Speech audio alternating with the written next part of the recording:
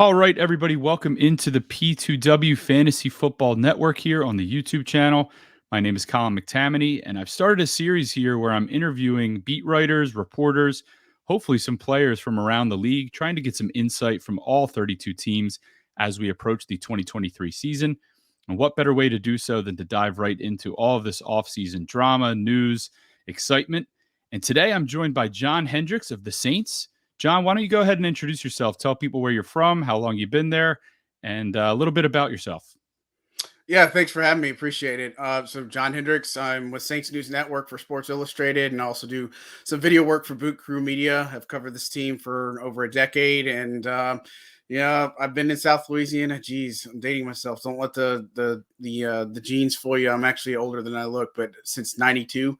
Right when Hurricane Andrew was around and stuff. So I'm a little bit more seasoned, but I consider myself a South Louisiana boy all the way. But love football ever since I've known, or as long as I can remember, probably. And so some of my fondest memories are always of being at my grandfather's house. He used to record old Super Bowls and stuff. So I'd be up in there, watching like the Bears and Patriots Super Bowl 20, watching some of those old type things, Redskins, then Redskins, Doug Williams going off against the Broncos and stuff like that. So that's kind of my bread and butter, is that I love football, fell in love, and just finally developed a passion for it and turned it into covering the Saints. That's awesome, man. It's great to hear that you're from there. You cover the Saints. You've got a passion for football. Obviously, we do too here at the P2W Fantasy Football Network. And let's just dive right in here because it's already been a crazy offseason for your team here. I've actually been to New Orleans back in, first of all, let me set the record straight. New Orleans, New Orleans, Nolans. How do you pronounce it? We say New Orleans here. I New mean, Orleans. it's Yeah. New Orleans is usually, hey, you're not from here, so we understand that. Nolans is, depends on where you go, maybe like Chalmette or something like that. But no, New Orleans is good. Gotcha. All right. So we're talking New Orleans Saints here. And obviously last year's draft, there were a lot of trades. I myself am from the Philadelphia area. I was involved, or my team was actually involved in those trades. The Saints end up walking away from the 2022 draft with Chris Olave and Trevor Penning. Unfortunately, though, they had to give up this year's first round pick. However, they obviously got back into the first round by trading away Sean Payton, former head coach. When did that kind of start to develop? Do you have any insight of when maybe he started to get the idea that he was going to come back into coaching? Was it always the Broncos that were really the lead horse in that race, or were there other teams maybe involved for the Saints to really get that first round pick back? Yeah, I mean, there were a couple teams involved, and then obviously the Saints had an asking price, and then some of the people that came at them with their price, it's just kind of like, nope, we're not interested. You come back when you're more serious about this and such, because it all had been leaked out that, hey, this is kind of where the starting price was. What you're getting with Sean Payton, the resume that he brings to the table, not just the Super Bowl, but obviously winning as coach in Saints history, very good in the regular season. Playoffs, look, I mean, you can say you are what your record is, but Peyton had some really good runs, some really good teams, known more for his offensive style. But look, I think this process, when you look at it, him as an analyst in Fox Sports, and he even said this the other day at the owners meeting, kind of that, look, he kind of knew midseason that he wanted to come back to coaching. And that's the thing, is he just needed a break, right? And so, look, I think he did everything he could with the Saints, brought him as far as he felt like he could, and needed that kind of break, and the Saints were willing to grant that to him. And look, making the trade for him, obviously, I feel the only thing I didn't like was sending back some compensation to Denver. But look, if that's what needed to get the deal done, great, because they've got the extra, or they got a first rounder this year, 29th pick, or 29th overall, being that the Dolphins had forfeited. And that's kind of ironic, being that Peyton was also a reason why they don't have that pick anymore, right? And so look, I feel like they got pretty strong compensation for him, especially next year having a second. That's going to help as well. And look, the way they've positioned themselves in free agency and the draft now, it's really starting to come together and for the Saints. And I feel like they're in a path where they can be the clear favorite for the NFC South. But they're going to have some challenges to deal with and still some holes to fix here. Yeah, I mean, which team doesn't at this point? There's a lot of change, a lot of turnover going on around the league right now. And for those that have been keeping track at home, that 29th pick was originally the San Francisco 49ers, which then went to Miami, which then went to Denver in the Bradley Chubb trade last year, which is now the Saints pick, obviously. Any insight as to what they may do with that pick? Any major holes that you can identify that you think they should be spending that pick on? Yeah, as of right now, if you're asking me right now if I'm going to the podium, it's for defensive tackle. That's just where they lost David Onyemata, they lost Shy Tuttle, they didn't retain guys like Kentavious Street. You know, they at one point they only had Prince Emili on the roster, a reserve future guy, right? And so then they make some free agent moves. You know, bringing in Colin Saunders and bringing in, from Jets, Nathan Shepard as well. And then you re-sign Malcolm Roach, but they still need guys there. I think they're looking for an impact guy. You know, obviously everybody wants an Aaron Donald to be there, but look, I think that's where I would first spend my priority. They're got to look at linebacker. That's going to be something, not that they would use that in the first round. You know, with them signing Brian Edwards, that helps out with the wide receiver situation a little bit. But look, if you're asking me right now, the most pressing need they have that I would expect them to address, and I don't see it changing too much, is defensive tackle, just because, you know, look, they haven't really invested in that position since they had Sheldon Rankins in 2016, or or the David Onyemata in that year in 2016. So I just think that's where they're going. They're looking for somebody that's a game changer there. You know, they got a run stopping presence. They got somebody they feel can get after the passer with Shepard as well. And so, look, I think that's kind of where I would lean. They're still got to have other things to deal with in the depth. They can always use more offensive linemen. They can always use more, an edge guy. They can also use somebody in the secondary, safety specifically, maybe another wide receiver. And then, maybe you look at day 3 as a running back type of pick, because, with the way they've done in free agency, I feel pretty happy there. But, that Alvin Kamara stuff is looming, which is obviously going to be a little bit challenging for fantasy owners. And so if you draft them this year or you have them, you got to get Jamal Williams like ASAP. Yeah, and it may work out in the Saints' favor to be attacking that defensive position there at 29, because it does seem like there are a lot of offensive players that are going to go pretty high in this draft. Obviously, quarterback being one of those, but the Saints obviously don't have one of those top picks to get a quarterback. Obviously, their own pick, the 10th pick, belongs to the Philadelphia Eagles. So that leads me to my next point. They obviously go out and get Derek Carr. 4 years, $150 million, $100 million guaranteed. They obviously were suiting Carr before he was released by the Raiders. He was given permission to talk to the Saints. Then he asked for his release. At that time, were the Saints really the front runner to land Carr? Because I know he met with the Jets. There were some other teams perhaps in the mix, maybe even in the NFC South. Did you feel that the Saints were always going to get him, or was this really a work in progress that took some, because obviously the cap space wasn't favorable to get this done? Yeah, I mean, I definitely felt like they were in for the beginning, and everything I was told, yes, that's where it was. And, it picked up kind of the Senior Bowl. There was some things. They were one of the first teams in on him, or they were the first team in on him.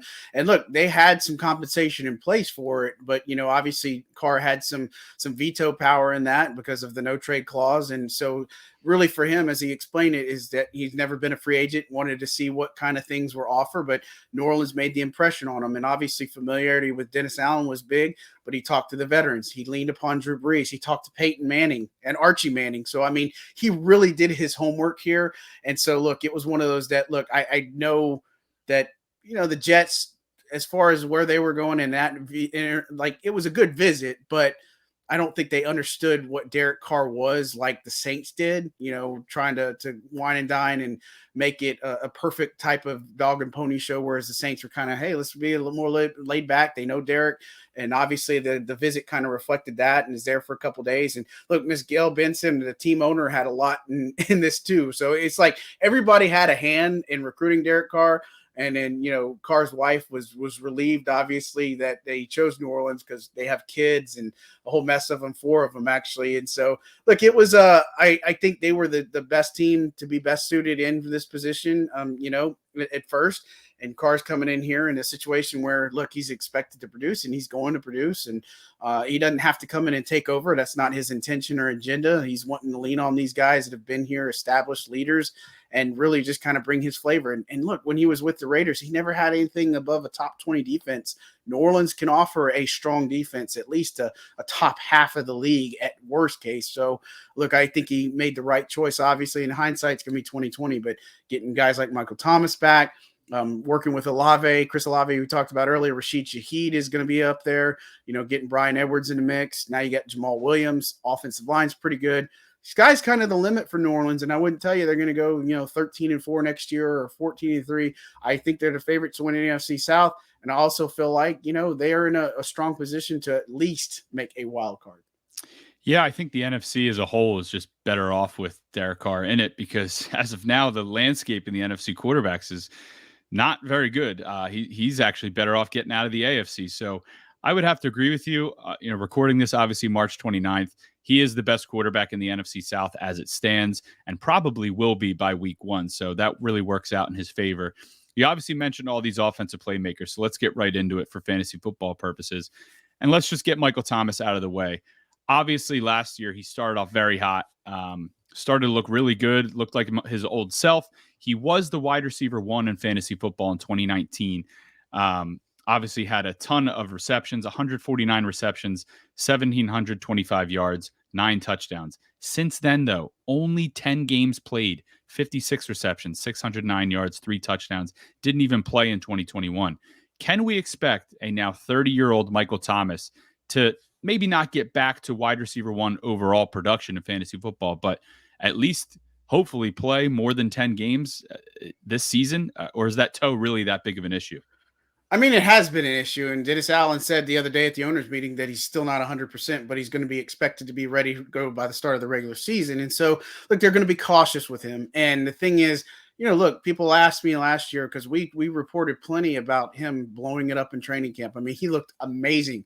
That wasn't an understatement. We didn't exaggerate it. You look at that Falcons game, he struggled a little bit with Jameis in the first half, but man, he came on big in the second half. He was the reason why they won that game. And so, look, I think when you look at Michael Thomas, if they can get him for even over half the games, that's a big starting point. And the thing is, there's a lot of pressure that's taken off of Mike now because you do have, what you have in Rashid Shaheed, what you have in the quarterback spot, what you have with Chris Olave. You get bring back guys like Juwan Johnson that are going to help as well. So I think there's a lot of pressure that's off of Michael Thomas to produce here. And so, look, I feel like the sky is the limit, and I don't expect anything close to a 2019 production. But I am intrigued to see how he works with a quarterback like Derek Carr, where his numbers go. And for him, I mean, it's unfortunate because you're talking about a wide receiver that had a very big Hall of Fame trajectory after that 2019 season. I mean, you were like, man, if he keeps this up, he's got to be one of those guys you talk about. And so past 3 years, the setbacks or other issues, and obviously people got to remember it's the opposite, foot and stuff that it was originally. And so that's obviously not good. But, look, I think he can at least rebound. If he can get to that 1,000-yard mark, be a big red zone threat. I mean, this is something they were missing big time last year when it was third and manageable.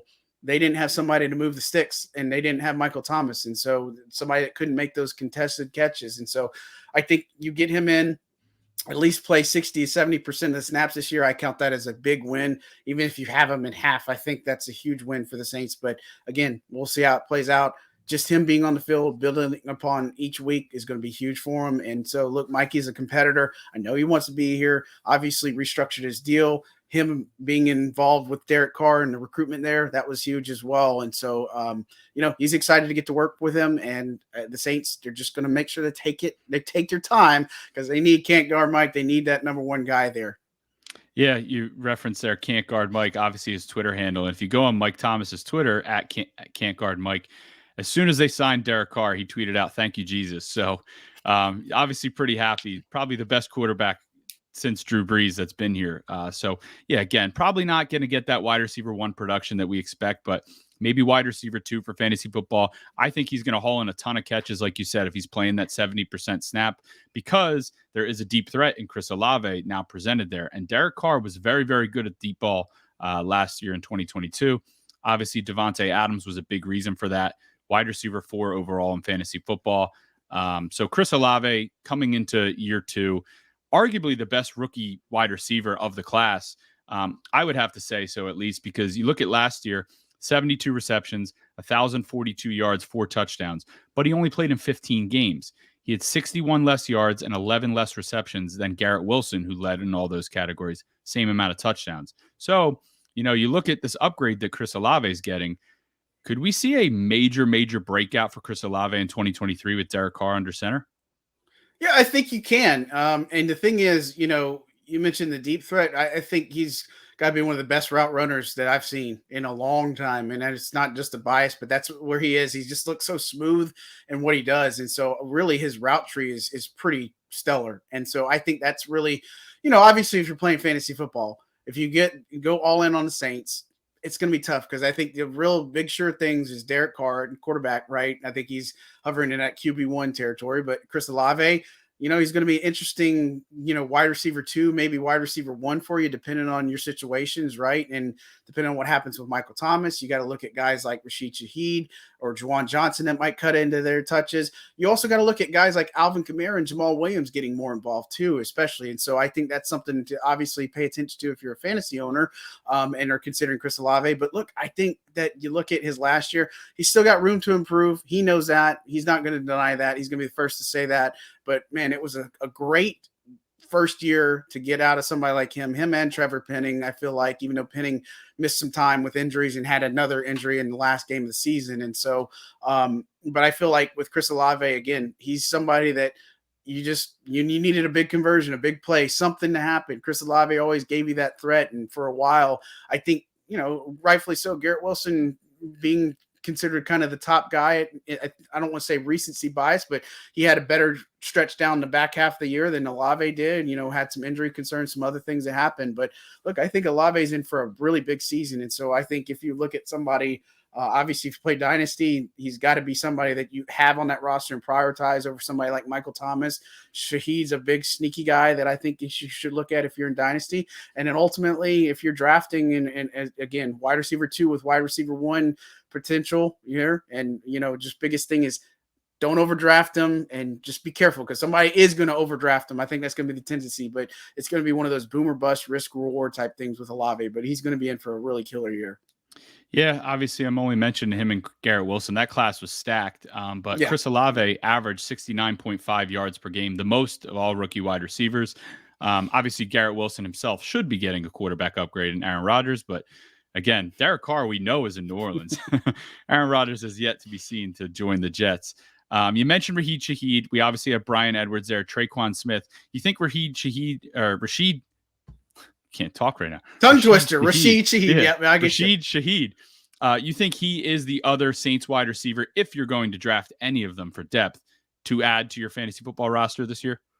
Yeah, absolutely. I don't know if he's still going to do the return game, but I think that's probably a one upside that you get. But man, he really came into his own, and he was a guy that I think it was a low division.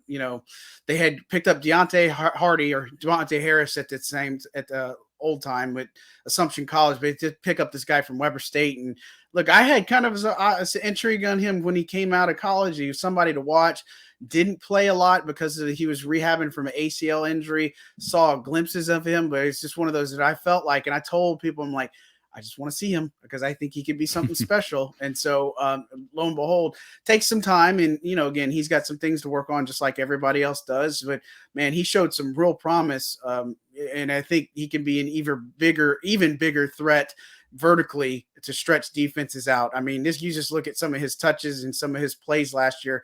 At one point, he was just sick on how much yards per reception he was averaging. So, look, he was getting in the end zone. He was getting deep balls. He was just making a play every week, just something that just made you, man, just turn your heads. And, I think Jeff Ireland and the scouting team, they should deserve a lot of praise there because they found guys like this all the time.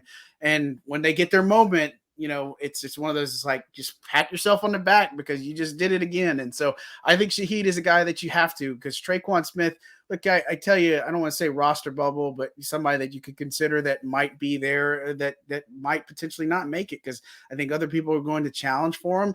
He's on a guy that, you don't have to cut him from a cap perspective, but he's more of a run blocker first. I'm interested to see where he kind of evolves, if all, and such, but it wouldn't surprise me if he's not on the final roster going into 2023. And so, and in NFL pass the rule where now you go from 90 to 53, there is no middle cut down and all that other stuff. So he could be on the bubble there and such, but Shaheed, Olave, and then maybe Thomas. I'd keep an eye on Brian Edwards because again, they aren't putting all their eggs in that basket with Michael Thomas, with a guy like Edwards.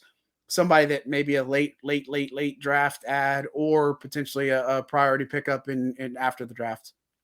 Yeah, Shaheed maybe more of a best ball guy early on for those that play best ball formats. Get him on your roster late, could pop a couple weeks and really benefit for you. Brian Edwards, obviously formerly with the Raiders, ended up on the Falcons.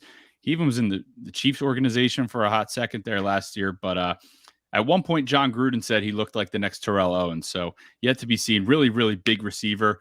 If Michael Thomas does miss time, perhaps we could see some Brian Edwards. The other pass catcher I want to talk about is Juwan Johnson. Obviously, he's returning to the Saints. Real quick, prayers out to Foster Moreau. I know he was brought in to get a physical. It looked like he was about to sign with the Saints. Correct me if I'm wrong there, but medical team, great medical team, obviously, with the Saints discovered. Unfortunately, that Foster Moreau tight end has Hodgkin's lymphoma. He's going to be stepping away from football.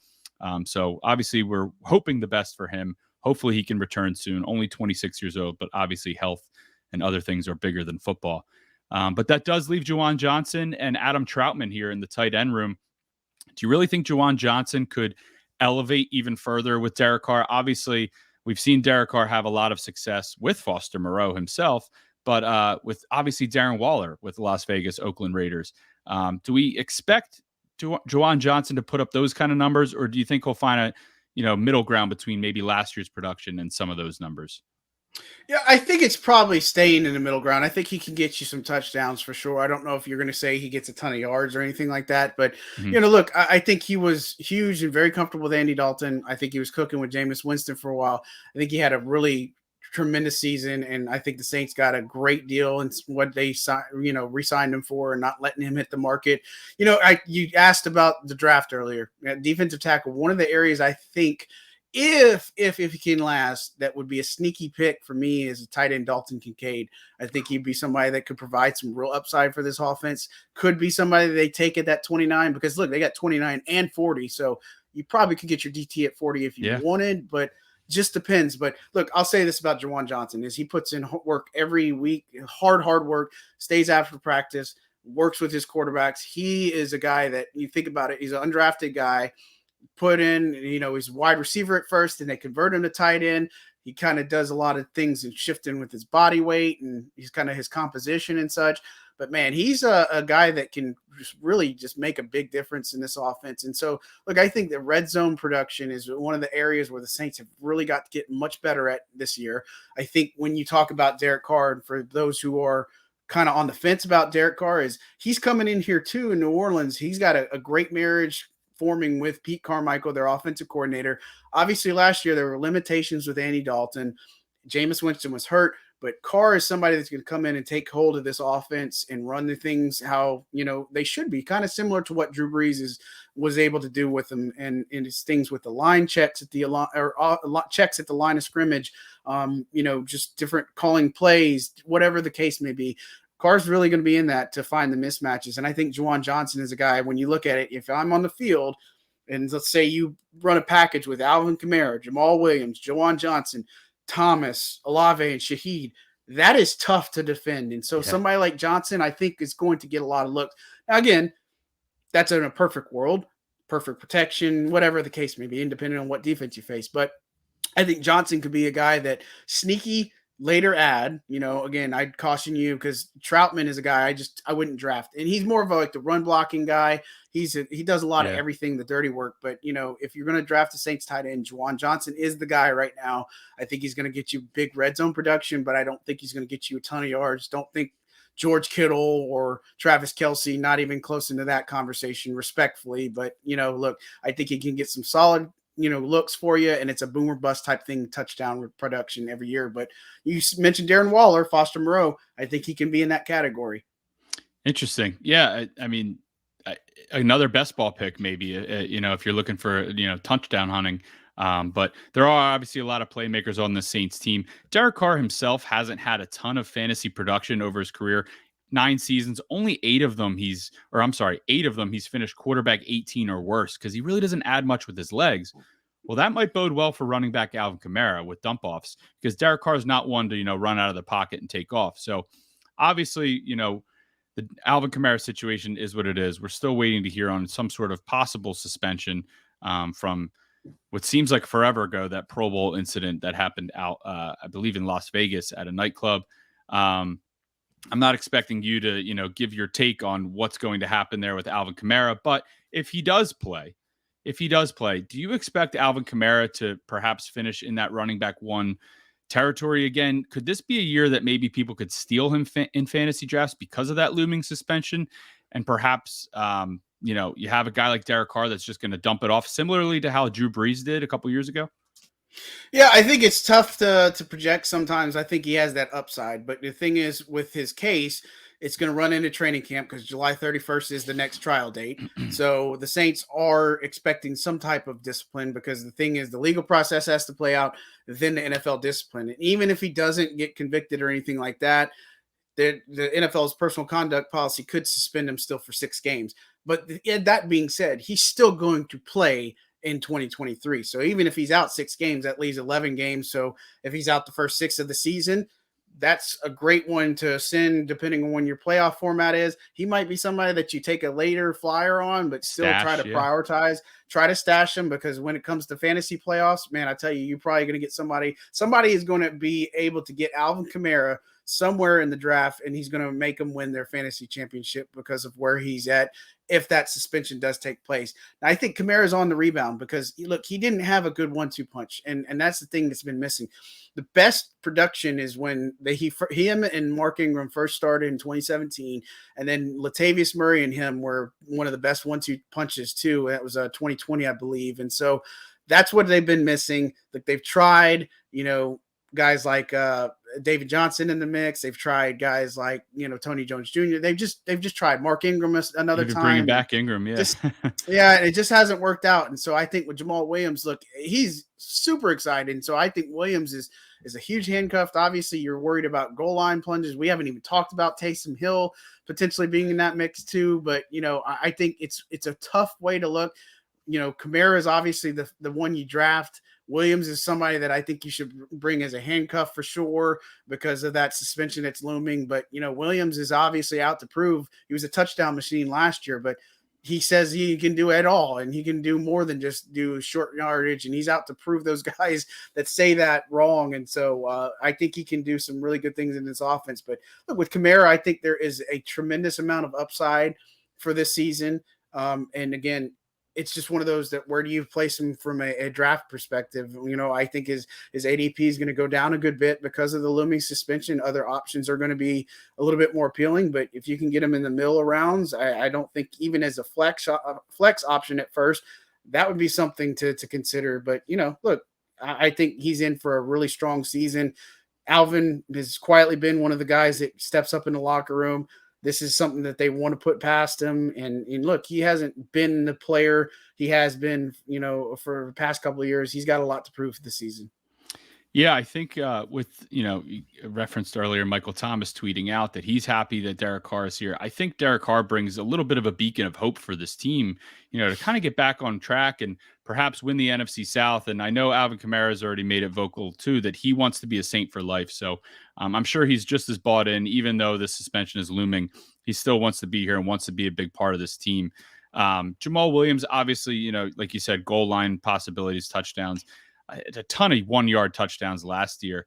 But, if Alvin Kamara does sit, I do think he's capable of handling workload. Obviously, the Saints do too. They gave him a 3-year deal. But is there any idea that, the Saints may, like you mentioned before, perhaps be adding a running back maybe day 2, day 3 into this backfield that could threaten both of these guys for touches? I think day 3 maybe. And what everybody's got to remember is Benjamin's on the roster too. So I know he's kind of like I wouldn't say an afterthought, but I don't think there's a super big priority to add too much. Like I expect him to add another running back. The problem is, where do they actually pin in? Because Benjamin is a guy, I think he has some good skill sets.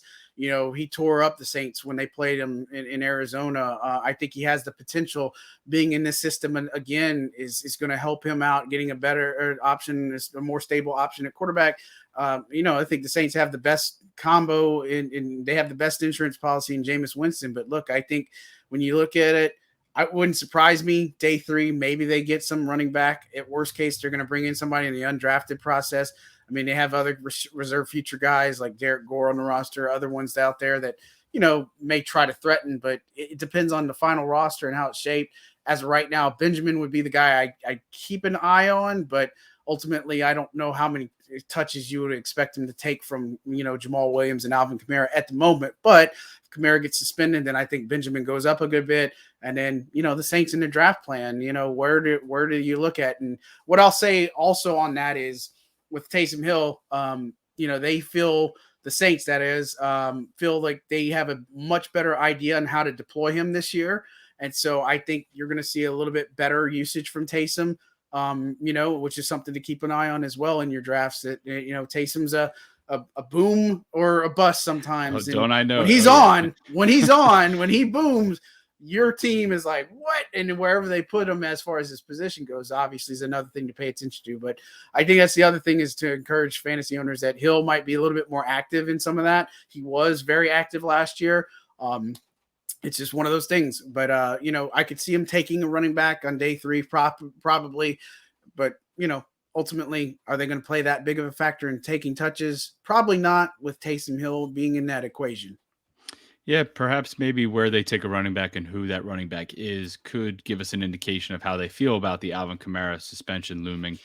Perhaps not, though. We're obviously a lot of months away from that. So, but the Taysom Hill nugget's a very good one, obviously for fantasy football purposes. He usually has quarterback, tight end flexibility there. You can plug him into your lineups. You know, if you do plug him in and he goes off, you're thrilled, but he's really hit or miss. So hopefully, like you said, he can have some more consistent work. John, that's really all I got for you here. I feel like this team has really taken its shape, especially on the offensive side of things, which is what we really care about for fantasy football. So I appreciate you giving us all that insight. Anything else you want to leave us with that you think could be useful for fantasy managers in 2023 regarding the Saints? Yeah, I will tell you, sneaky DST option. They didn't get a lot of turnovers last year, but if you are in a DST format, I'd say something that you keep an eye on them. You know, you got to remember there were a lot of moving parts and pieces there. You know, they were pretty bad against stopping the run. Sneaky DST, I'd say, is for sure. And they got a lot of production from their linebackers. So if you're in an IDP format and you need tackle machines, Demario Davis, Pete Warner are the top 2 that come to mind. If you're looking in the back end, you know, I think Tyrann Mathieu, obviously, or Marcus May's got to stay healthy, obviously, but that's a big one to keep it on. But look, don't overlook some of the Saints defense as far as DST and IDP formats. And then as far as on the offensive side, I think we've pretty much covered everybody. You know, again, Carr, I think, is going to have a strong season. I wouldn't expect him to have an elite season, but, you know, he's going to help position this team in a much better format. And then obviously Will Lutz is a guy, if you're in a kicker league or you have kickers in it, you know, make sure you give him a look. He's on a bounce back year, took some less money to be here. Didn't have a good season last season, but I think that's going to change, especially if this offense goes off the way we anticipate it. Lutz is a guy that I think is a sneaky person to add to your team. If you have kickers, that could potentially give you some extra points there. No pun intended. All right, John. Yeah, yeah, right.